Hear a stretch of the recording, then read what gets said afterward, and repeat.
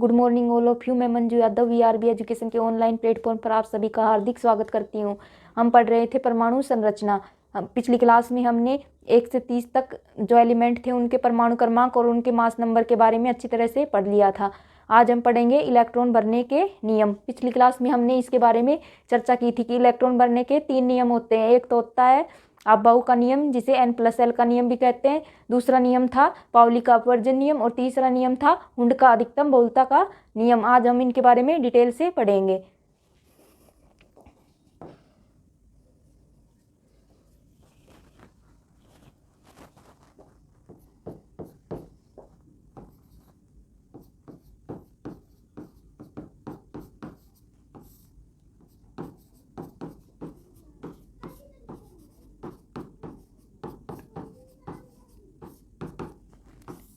कितने नियम थे? 3 नियम थे।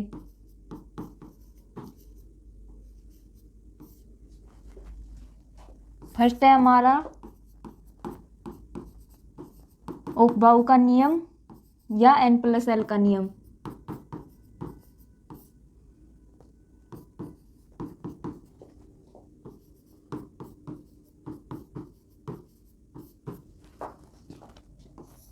सेकंड है हमारा पाउली का अपवर्जन नियम।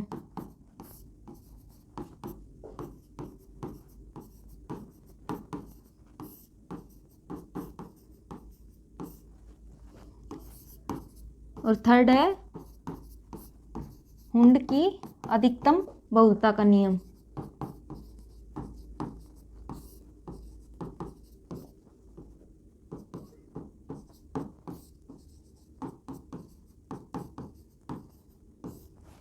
ये 3 नियम थे।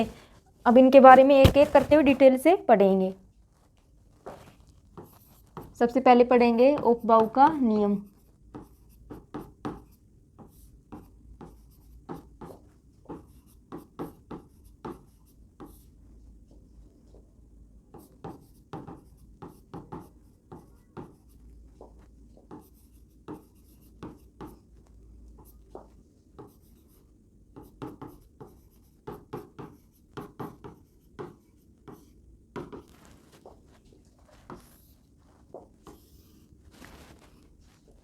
ओकबाउ ने बताया कि जो इलेक्ट्रॉन है वो सबसे पहले कम ऊर्जा स्तर वाले उपकोष में भरे जाते हैं और फिर अधिक ऊर्जा वाले उपकोष में भरे जाते हैं।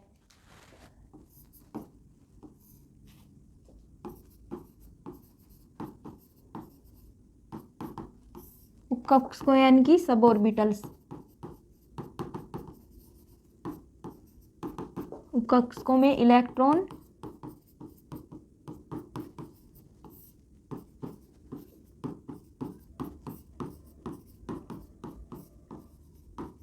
सबसे पहले कम ऊर्जा स्तर वाले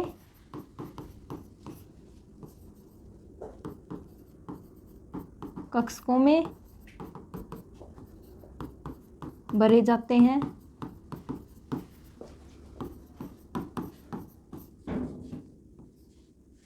और बाद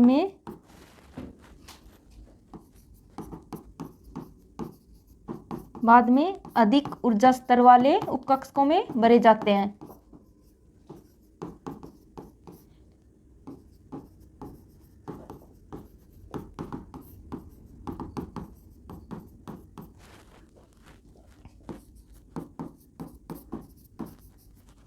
ओकबाउ ने क्या बताया? जो इलेक्ट्रॉन है सबसे पहले किस में भरे जाएंगे? कम ऊर्जा स्तर वाले उपकक्षकों में और उसके बाद अधिक ऊर्जा स्तर वाले उपकक्षकों या कक्षकों में भरे जाएंगे।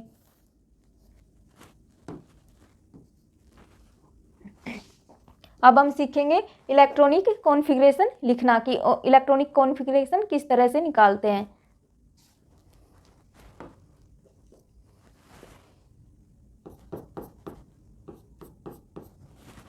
इसका एक इलेक्ट्रॉनिक कॉन्फ़िगरेशन निकालने का एक मेथड होता है जिसे सिमन एरे डेरिवेशन बोलते हैं।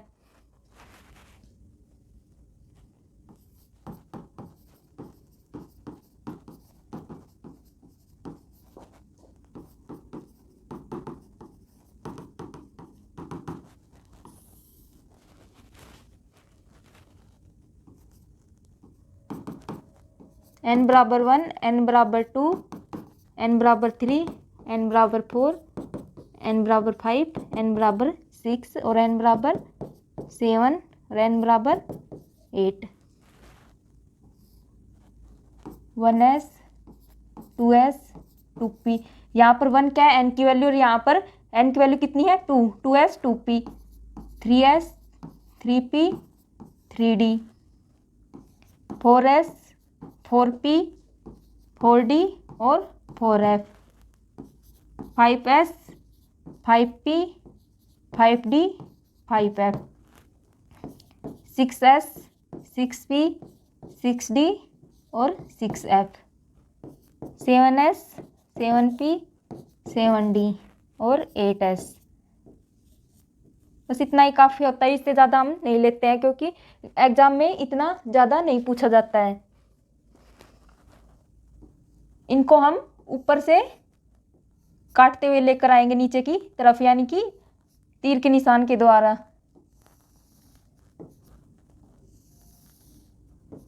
लाइन वो हमारी एकदम सीधी होनी चाहिए।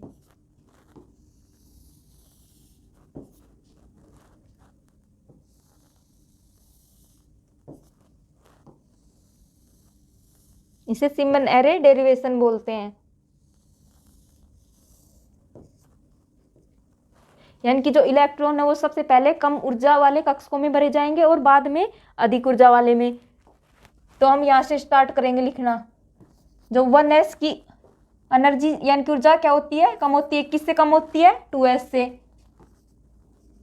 फिर 2s की एनर्जी किससे कम होती है 2p से, यानी कि हम ऊपर से नीचे की तरफ लिखते हुए चलेंगे 2p से। और 2p की किससे कम होती है 3s से, और 3s की किससे कम होती है 3p से, और 3p की एनर्जी किससे कम होती है 4s से, और 4s की किससे कम होती है 3d से।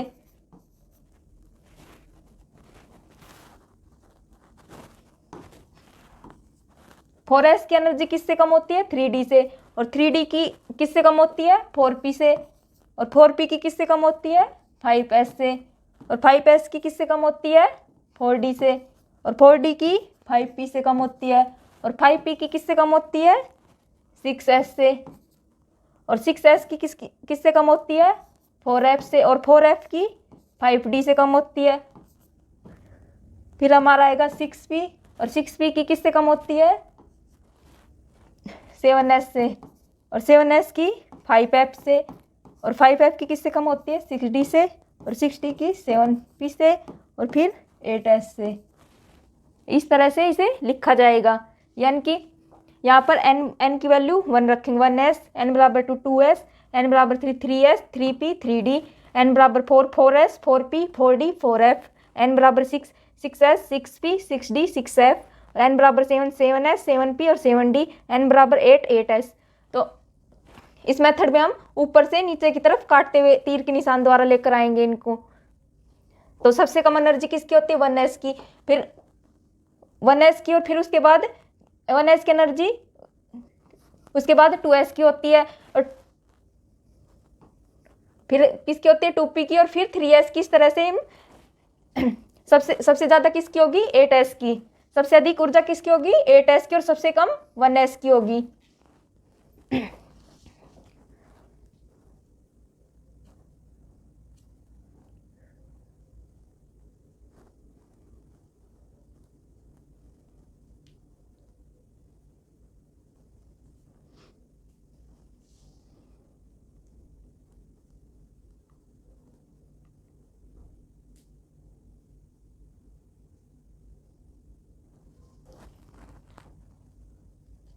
अब हम कुछ एग्जाम्पल करते हैं इलेक्ट्रिक कॉन्फ़िगरेशन निकालने के। जैसे हाइड्रोजन का परमाणु क्रमांक कितना होता है, हाइड्रोजन का एटॉमिक नंबर कितना होता है 1। तो इसका इलेक्ट्रॉनिक कॉन्फ़िगरेशन होगा 1s1, यानी कि s में एक इलेक्ट्रॉन ही भरा जाएगा क्योंकि इसका जो परमाणु क्रमांक है 1 है।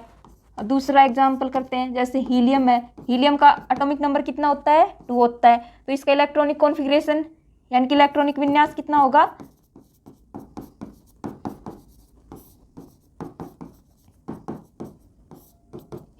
1s2, यहाँ पर 2 इलेक्ट्रॉन है इसलिए 1s2।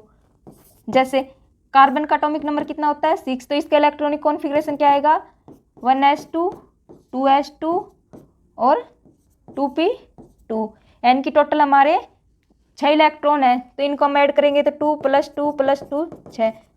यानी कि प्रोटॉन की संख्या और इलेक्ट्रॉन की संख्या क्या होती है बराबर होती है एक सामान्य परमाणु में, तो हम इनको ऐड करने पर इसका एटॉमिक नंबर आना चाहिए। एक एग्जाम्पल और करते हैं, जैसे सिलिकॉन। सिलिकॉन का एटॉमिक नंबर कितना होता है 14, तो इसका इलेक्ट्रॉनिक कॉन्फ़िगरेशन होगा 1s2, 2s2, 2p6, 3s2 और 3p2। यानी कि 2 + 2 + 6 + 2 + 2 = 14। तो इसका इलेक्ट्रिक कॉन्फ़िगरेशन क्या होगा ये होगा। इस तरह से हम जो बाकी के एलिमेंट्स हैं उनकी इलेक्ट्रॉनिक कॉन्फ़िगरेशन निकाल सकते हैं। जैसे एक एग्जांपल और कर लेते हैं, जैसे क्लोरीन है। क्लोरीन का एटॉमिक नंबर कितना होता है 17। इसका इलेक्ट्रॉनिक कॉन्फ़िगरेशन आएगा 1s2, 2s2, 2p6, 3s2 और 3p5 आएगा। टोटल हमारे कितने हो गए 2 + 2 + 6 + 2 = 5 + 5 = 17। तो इसकी इलेक्ट्रॉनिक कॉन्फ़िगरेशन क्या आएगी क्लोरीन की ये आएगी।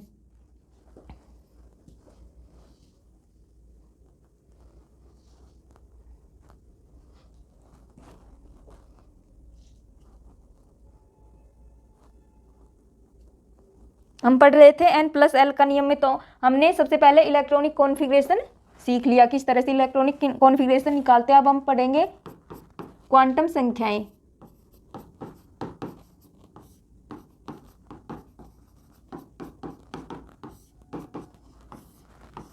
पिछली क्लास में भी हमने क्वांटम संख्याओं के बारे में चर्चा की थी। क्वांटम संख्याएं ये हमें इलेक्ट्रॉन की दिशा और इलेक्ट्रॉन की गति और उनकी अवस्थिति यानी कि कोष, उपकोष और कक्षकों के बारे में संपूर्ण जानकारी प्रदान करती हैं। और ये कितने प्रकार की होती हैं 4 प्रकार की होती हैं।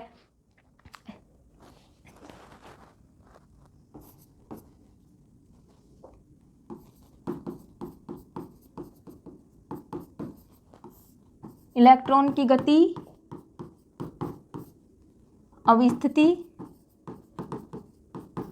अवस्थिति में आएगा कोष, उपकोष और कक्षक।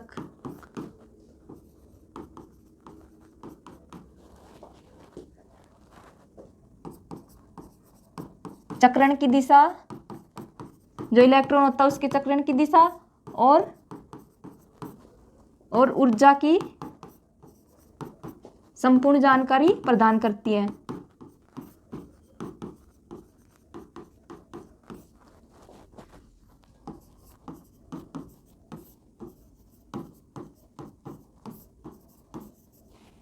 जो क्वांटम संख्या है हमें इलेक्ट्रॉन की गति, अवस्थिति और चक्रण की दिशा और ऊर्जा की क्या जानकारी प्रदान करती है। और क्वांटम संख्या कितने प्रकार की होती हैं 4 प्रकार की, 4 प्रकार की होती हैं।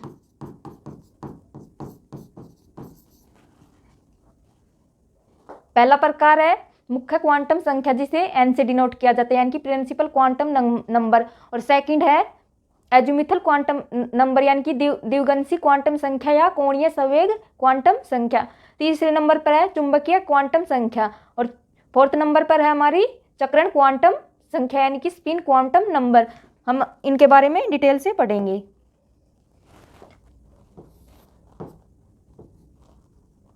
फर्स्ट है हमारी मुख्य क्वांटम संख्या।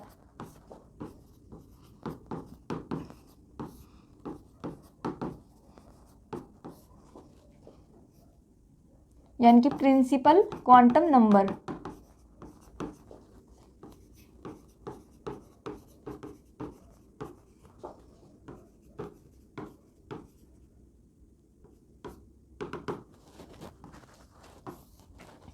इसको किससे रिप्रेजेंट या डिनोट किया जाता है n से प्रदर्शित किया जाता है।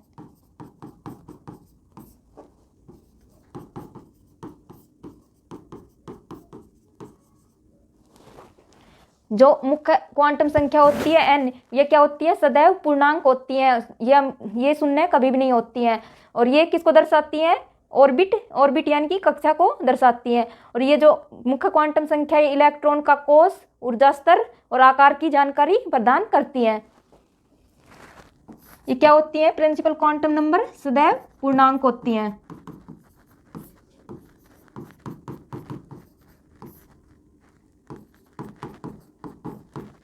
ये क्या नहीं होती है, शून्य नहीं होती है, शून्य को छोड़कर होती हैं।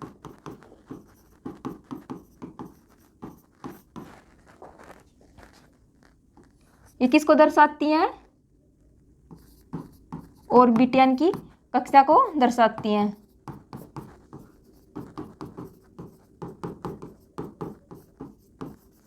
और ये किसकी जानकारी प्रदान करती है, इलेक्ट्रॉन का कोष और ऊर्जा स्तर और आकार की।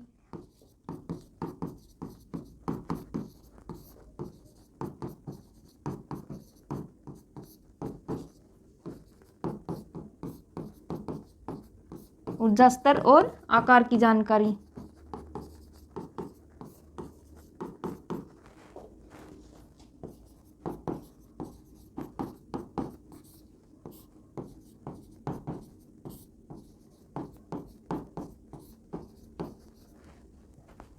जैसे फॉर एग्जाम्पल के लिए, जैसे 2s है, 2p है या 3d।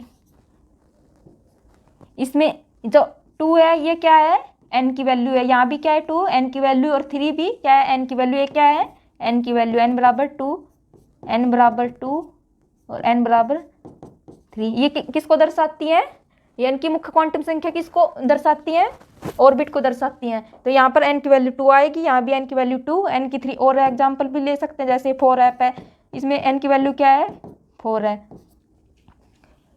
तो सबसे पहले मुख्य क्वांटम संख्या यानी कि प्रिंसिपल क्वांटम नंबर, इसे किससे प्रदर्शित किया जाता है, n से। और ये सदैव क्या आती है, पूर्णांक होती है, ये शून्य नहीं होते। और किसको दर्शाती है, ऑर्बिट यानी कक्षा को दर्शाती है। और ये इलेक्ट्रॉन का कोष, ऊर्जा स्तर और आकार की जानकारी प्रदान करती है। ये हमने इसके कुछ एग्जाम्पल किए हैं। यहाँ n की वैल्यू कितनी है, 2, यहाँ भी क्या है n की वैल्यू 2, यहाँ भी क्या है n की वैल्यू 3, और यहाँ क्या है n की वैल्यू 4 है।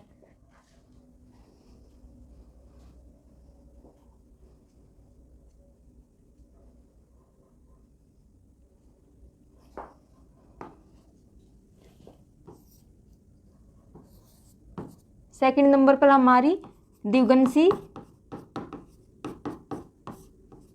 क्वांटम संख्या।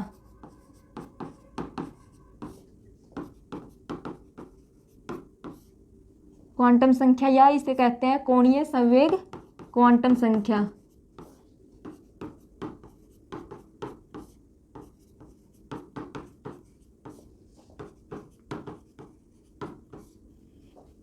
इंग्लिश में इसे लिखते हैं azimuthal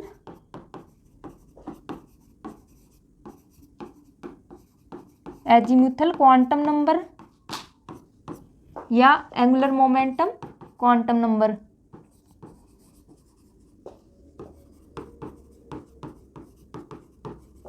angular momentum quantum number. इसको किससे रिप्रेजेंट किया जाता है, इसे L से प्रदर्शित किया जाता है।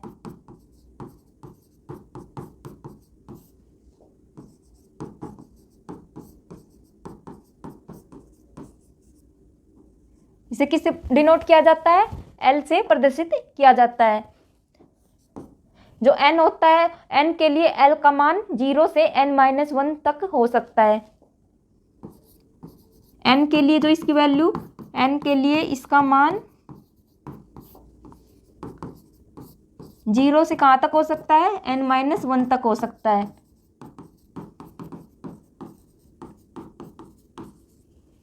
और ये किसको दर्शाती हैं, उपकोष यानी कि सबसेल को दर्शाती हैं।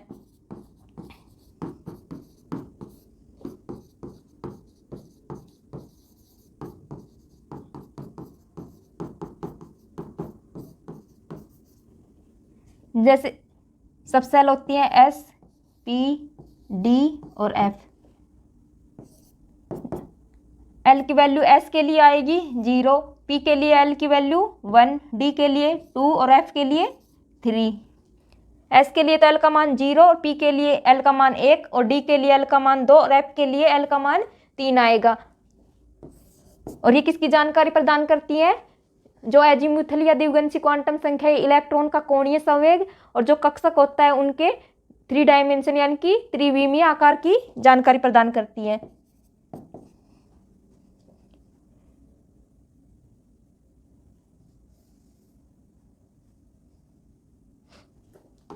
ये किसकी जानकारी प्रदान करती है?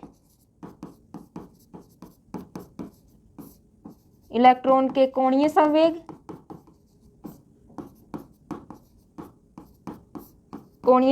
और जो कक्षक होते हैं ऑर्बिटल्स, कक्षकों के त्रिविमीय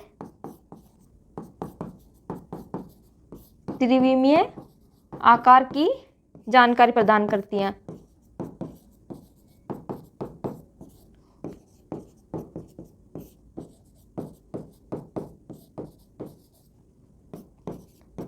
थ्री डायमेंशनल। दूसरे नंबर पर हमारी कौन सी क्वांटम संख्या है? द्विगंशी क्वांटम संख्या या इसे कोणीय संवेग क्वांटम संख्या भी बोलते हैं, यानी कि एजीमुथल क्वांटम नंबर या एंगुलर मोमेंटम क्वांटम नंबर। इसे किससे डिनोट किया जाता है? L से। और N के लिए इसकी वैल्यू कितनी होती है? 0 से N-1 तक। और ये किसको दर्शाती है? उपकोष यानी कि सबसेल को दर्शाती है। जो L की वैल्यू है S के लिए तो 0 होती है, P के लिए 1 और D के लिए 2 और F के लिए 3 होती है। जैसे फॉर एग्जाम्पल, जैसे 4s है, इसमें L की वैल्यू कितनी आएगी? 0 आएगी। जैसे 3D है, इसमें L की वैल्यू, D के लिए L का मान कितना है? D का मान 2 है, तो L की वैल्यू यहाँ क्या आएगी? 2 आएगी।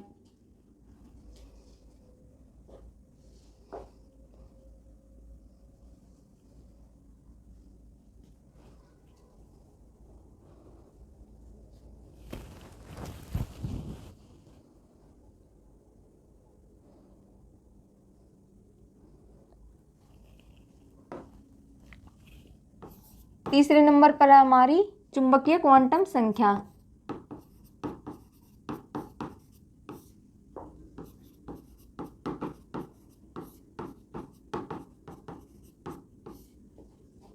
यानी कि मैग्नेटिक क्वांटम नंबर।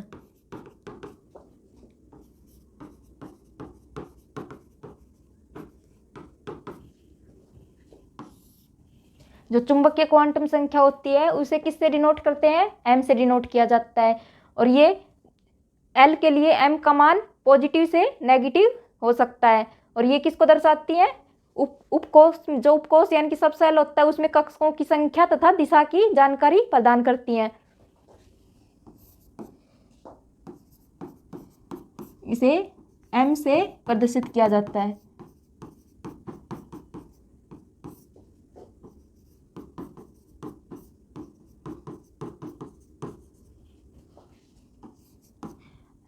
L के लिए M का मान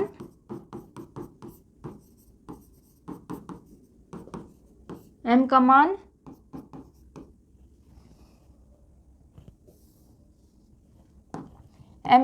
की वैल्यू नेगेटिव से पॉजिटिव तक सभी पूर्णांक हो सकते हैं।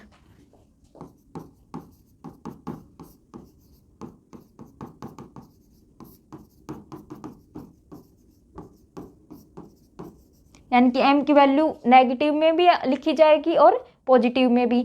और ये किसको डिनोट करती है?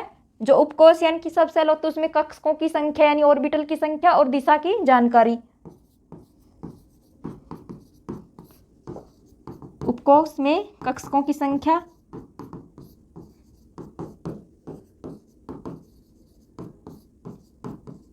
तथा दिशा की जानकारी।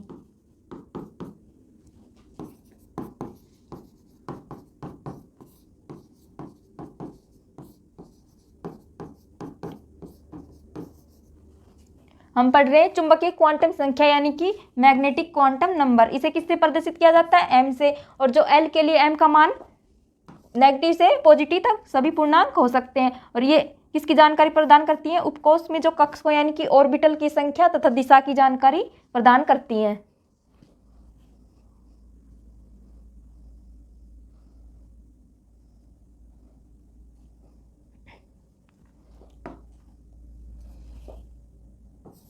4th नंबर पर हमारी चक्रण क्वांटम संख्या,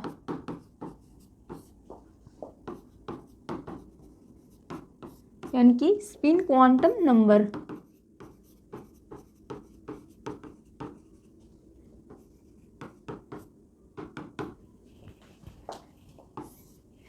इसको किससे डिनोट करते हैं? इन्हें एस से डिनोट किया जाता है। और ये किसके बारे में बताती हैं? इलेक्ट्रॉन का चक्रण बताती हैं। और जो अगर इलेक्ट्रॉन की दिशा दक्षिणावर्ती यानी कि क्लॉकवाइज है तो एस की वैल्यू क्या आएगी? पॉजिटिव आती है। और अगर इलेक्ट्रॉन की दिशा एंटी क्लॉकवाइज है यानी कि वामावर्त है तो एस की वैल्यू क्या आएगी? नेगेटिव आएगी। ये क्या बताती हैं? इलेक्ट्रॉन का चक्रण बताती हैं।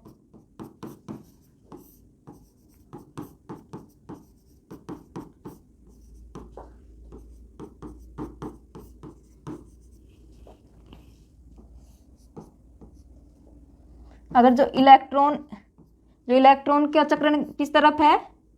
इलेक्ट्रॉन की दिशा क्लॉकवाइज यानी कि दक्षिणावर्त है,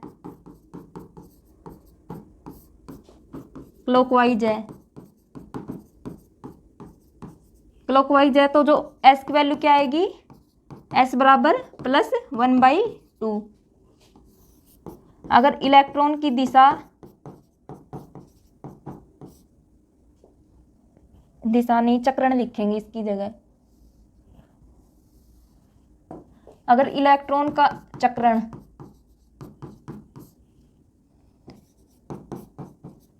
अगर इलेक्ट्रॉन का जो चक्रण है वो वामावर्त यानी कि एंटी क्लॉकवाइज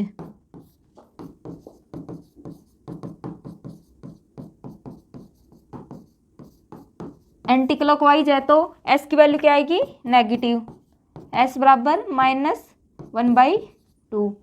हम पढ़ रहे थे चक्रण क्वांटम संख्या यानी कि स्पिन क्वांटम नंबर। ये इलेक्ट्रॉन का चक्रण बताती हैं। और अगर इलेक्ट्रॉन का चक्रण दक्षिणावर्त यानी कि क्लॉकवाइज है तो एस का मान क्या होगा? +1/2। अगर इलेक्ट्रॉन का चक्रण एंटी क्लॉकवाइज है तो एस का मान क्या आएगा? -1/2।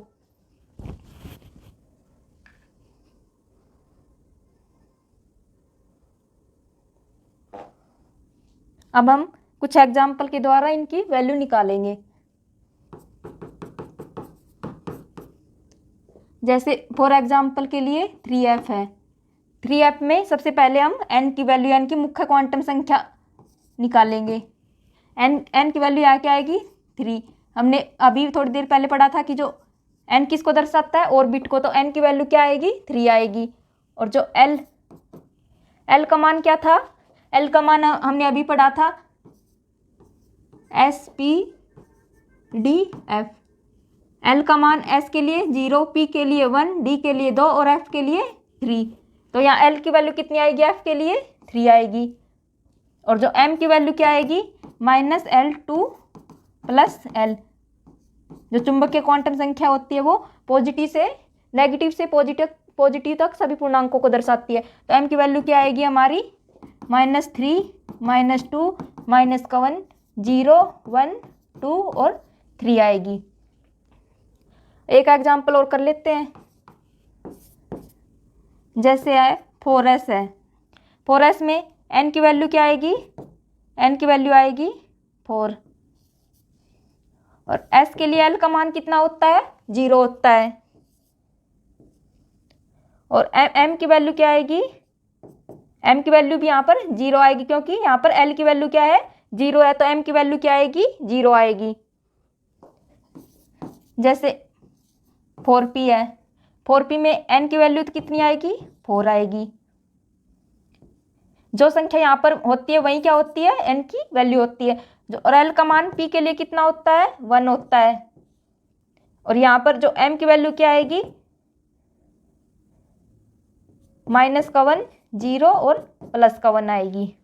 यानी कि जो m की वैल्यू क्या होती है? -L2 + L तक होती है। तो यहाँ पर l क्या है? 1 है तो -1, 0 और +1 आएगा।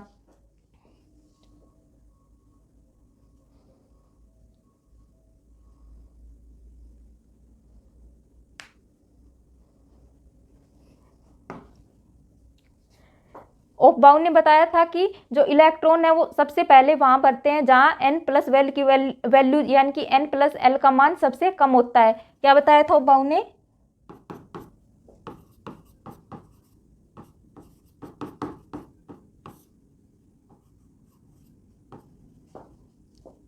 ओफबाउ ने बताया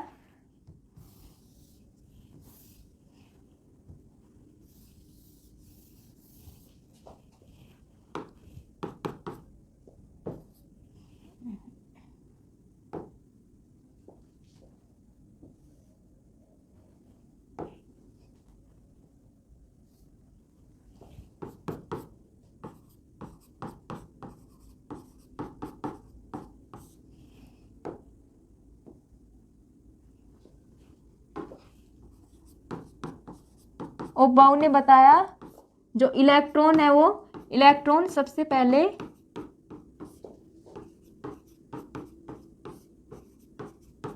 पहले वहां भरते हैं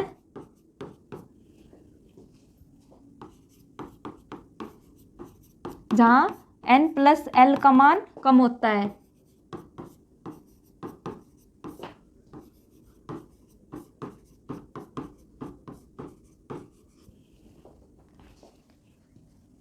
जस्ट फॉर एग्जाम्पल के लिए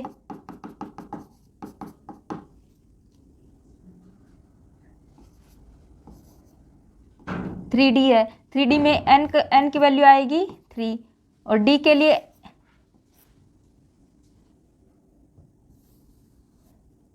लिए l का मान कितना होता है? n का मान होता है 2 होता है, तो यहाँ पर n+l की वैल्यू कितनी आएगी? 5 आएगी। एग्जाम्पल और एक 4s होता है, 4s में n की वैल्यू कितनी होती है? 4 होती है। और s के लिए l का मान s के लिए n का मान कितना होता है? l का मान 0 होता है, तो यहाँ n+l कितना आएगा? 4 आएगा। हमने अभी पढ़ा था इलेक्ट्रॉन कहाँ भरेंगे सबसे पहले? जहाँ n+l का मान क्या होता है? कम होता है। तो यहाँ पे n+l का मान कहाँ कम आ रहा है? 4s में, तो हम इलेक्ट्रॉन सबसे पहले 4s में भरेंगे और उसके बाद 3D में भरेंगे। क्या पढ़ा था हमें? ओफबाउ ने बताया कि इलेक्ट्रॉन सबसे पहले वहाँ भरते हैं जहाँ n+l का मान क्या होता है? कम होता है। जैसे 3D में n की वैल्यू कितनी है? 3 और D के लिए l का मान कितना होता है? 2 होता है, तो n+l बराबर 5। 4s में n का मान कितना होता है? 4 और l का मान 0 होता है और n+l 4, तो n+l की वैल्यू कहाँ कम आ रही है? इसमें कम आ रही है, तो इलेक्ट्रॉन सबसे पहले इसमें भरेंगे और उसके बाद 3D में भरेंगे।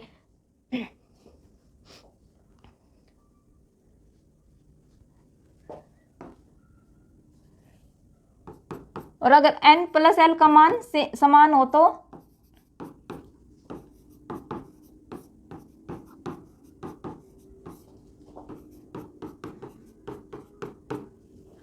जो n+l की वैल्यू अगर सेम हो तो इसका एग्जाम्पल करते हैं। जैसे 4p है और 5s है। 4p में n की वैल्यू 4 है और l का मान p के लिए l का मान कितना होता है? 1, n+l 5। 5s में n की वैल्यू कितनी है? 5 और s का मान l का मान आएगा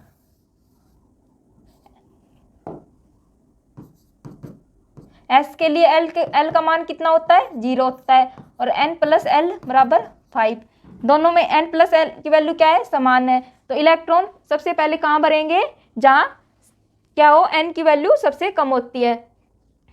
तो इलेक्ट्रॉन n की वैल्यू किस में कम है? 4p में कम है, तो इलेक्ट्रॉन सबसे पहले किस में भरेंगे? 4p में और उसके बाद 5s में भरेंगे। इलेक्ट्रॉन सबसे पहले वहां भरेंगे जहां n का मान क्या होता है? कम होता है।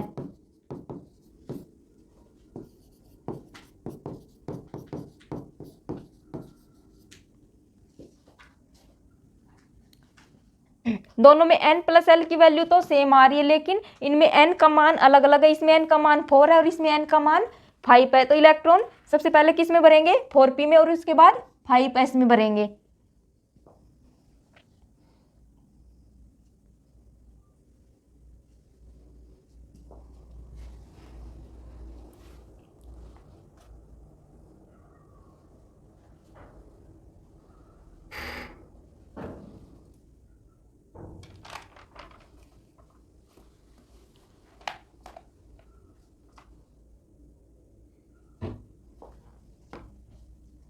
ये हमारा पहला रूल कंप्लीट हो गया, जो ऑफ बाउ का नियम या N+ का नियम कहलाता है। दूसरा नियम है हमारा पाउली का अपवर्जन नियम।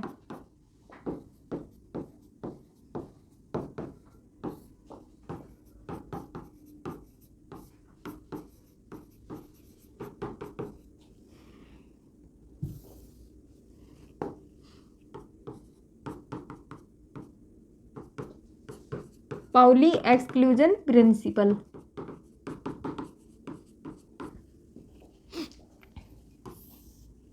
पाउली ने यह नियम कब दिया था? 1925 में दिया था।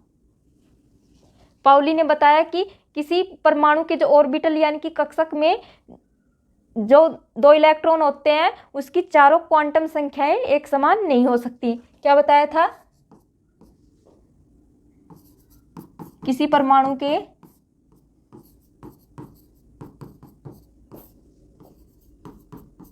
कक्षक यानी कि ऑर्बिटल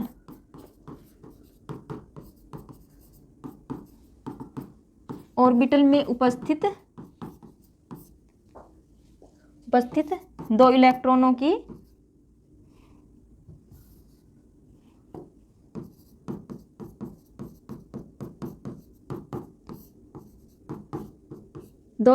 की जो क्वांटम संख्याएं होती है वो एक समान नहीं हो सकती।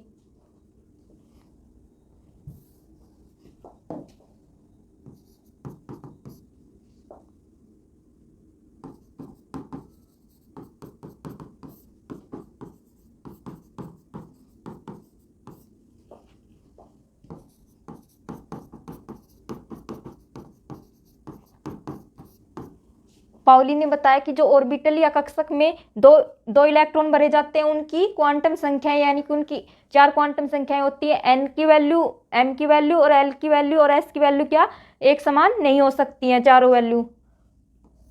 और इन्होंने क्या बताया था? जो प्रत्येक ऑर्बिटल में कितने इलेक्ट्रॉन भरे जाते हैं? 2 इलेक्ट्रॉन। उनका चक्रण विपरीत दिशाओं में होता है।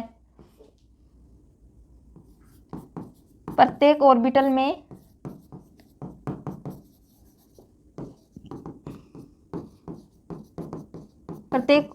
में उपस्थित 2 इलेक्ट्रॉनों का चक्रण क्या होता है? विपरीत दिशा में होता है।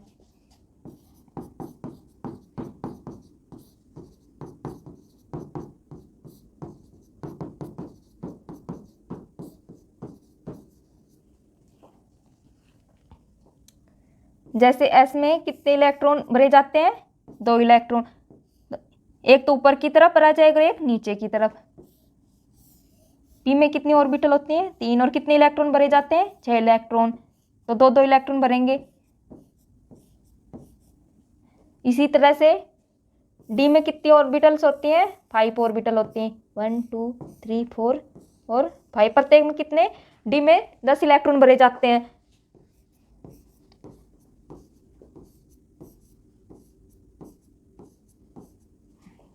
तो क्या बताया था पाउली ने?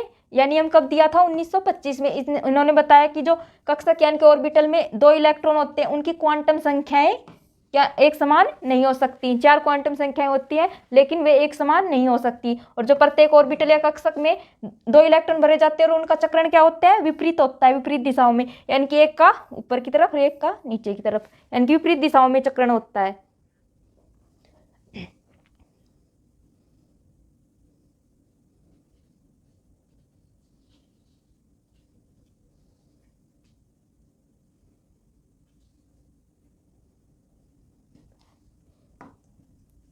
अब हम पढ़ेंगे 3rd रूल।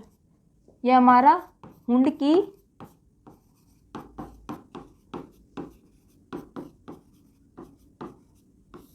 की अधिकतम बहुलता का नियम।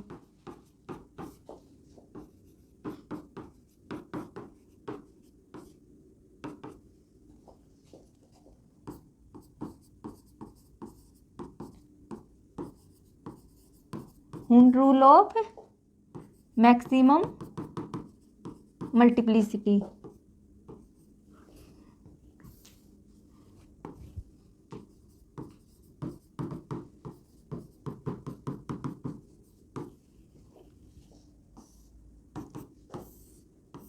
इस इस नियम में उन्होंने क्या बताया था, जो किसी उपकोष यानी कि सबसेल के किसी कक्षक में 2 इलेक्ट्रॉन भरे जाते हैं, और इन्होंने बताया कि किसी भी कक्षक में जब तक 2 इलेक्ट्रॉन नहीं भरे जाएंगे, जब तक कि सभी ऑर्बिटल या कक्षक में एक एक इलेक्ट्रॉन न भर दिया जाए, यानी कि सभी ऑर्बिटल में सबसे पहले एक एक इलेक्ट्रॉन भरे जाएंगे और उसके बाद दूसरा इलेक्ट्रॉन भरा जाएगा।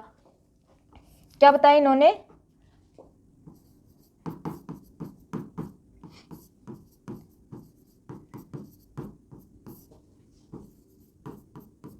किसी उपकोष के कक्षक में जब तक 2 इलेक्ट्रॉन नहीं भरे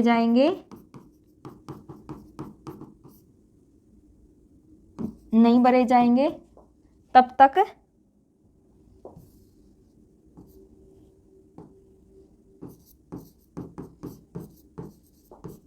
तक उसके प्रत्येक ऑर्बिटल या कक्षक में, उसके प्रत्येक कक्षक में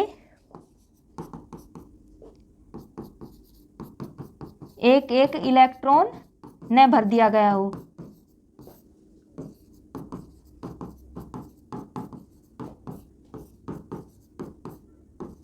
उन्होंने क्या बताया था कि किसी भी जो सबसेल होता है उसकी ऑर्बिट में सबसे पहले एक एक इलेक्ट्रॉन भरे जाएंगे और उसके बाद दूसरा इलेक्ट्रॉन भरा जाएगा।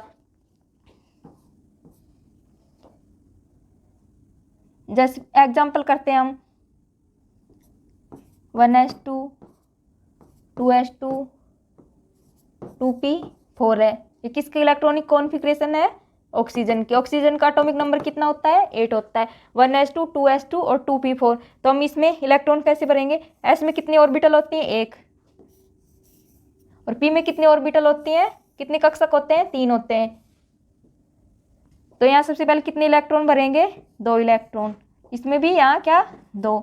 लेकिन उन्होंने क्या बताया था, ये तो हमारा इलेक्ट्रॉन भरने का तरीका क्या है, सही है, क्योंकि s में एक ही ऑर्बिटल होते हैं तो और उसमें 2 इलेक्ट्रॉन भरे जाते हैं। लेकिन p में 3 ऑर्बिटल होती है, तो और इसमें हमें कितने इलेक्ट्रॉन भरने हैं, 4 इलेक्ट्रॉन। तो सबसे पहले हम प्रत्येक ऑर्बिटल में एक एक इलेक्ट्रॉन भरेंगे और उसके बाद दूसरा इलेक्ट्रॉन भरेंगे। तो ये हमारे टोटल हो गए 4 इलेक्ट्रॉन हो गए।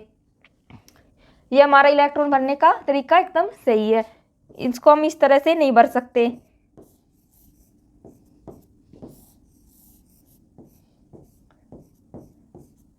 इसको हम इस तरह से नहीं भर सकते। ये हमारा इलेक्ट्रॉन भरने का तरीका है, वो बिल्कुल गलत है। क्या बताया था उन्होंने, सबसे पहले इलेक्ट्रॉन एक एक इलेक्ट्रॉन भरे जाएंगे और उसके बाद दूसरा इलेक्ट्रॉन भरा जाता है। तो यहाँ पर हमने पहले एक एक इलेक्ट्रॉन भरे थे और इसके बाद दूसरा इलेक्ट्रॉन भरा था। जैसे एक एग्जाम्पल और लेते हैं, जैसे किसी भी एलिमेंट के इलेक्ट्रॉनिक कॉन्फ़िगरेशन में D8 दिया है, तो उसे किस तरह से भरेंगे, इसमें कितने इलेक्ट्रॉन है, 8 इलेक्ट्रॉन, और D में कितनी ऑर्बिटल होती हैं, 5 होती हैं, 1 2 3 4 और 5। यहाँ पर हमें 8 इलेक्ट्रॉन भरने हैं, तो हम सबसे पहले एक एक इलेक्ट्रॉन भरेंगे। ये हमारे 5 इलेक्ट्रॉन हो गए, और अब हमें 3 इलेक्ट्रॉन और भरने हैं। इस तरह से हम किसी भी ऑर्बिटल में इलेक्ट्रॉन भरते हैं। इसको हम इस तरह से नहीं भर सकते। प्रत्येक ऑर्बिटल में 2-2 इलेक्ट्रॉन एक साथ नहीं भर सकते। क्या बताया था उन्होंने, सबसे पहले एक एक इलेक्ट्रॉन भरे जाएंगे और उसके बाद दूसरा इलेक्ट्रॉन। तो इस तरह से हम नहीं भर सकते। सबसे पहले हम एक एक इलेक्ट्रॉन भरेंगे और उसके बाद बाकी के इलेक्ट्रॉन भरेंगे।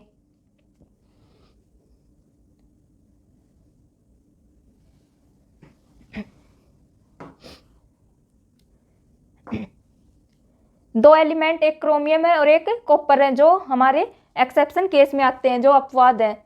इनके बारे में भी हम पढ़ लेते हैं।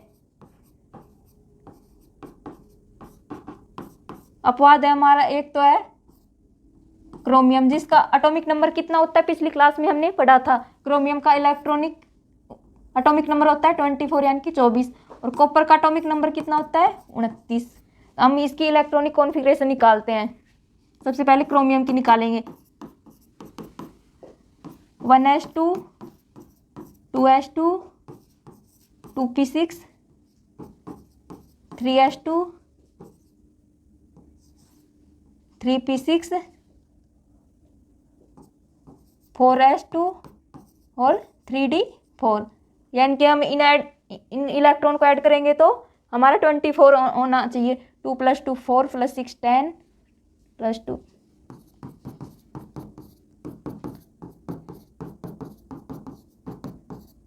24। तो ये क्रोमियम की क्या ये इलेक्ट्रॉनिक कॉन्फ़िगरेशन है,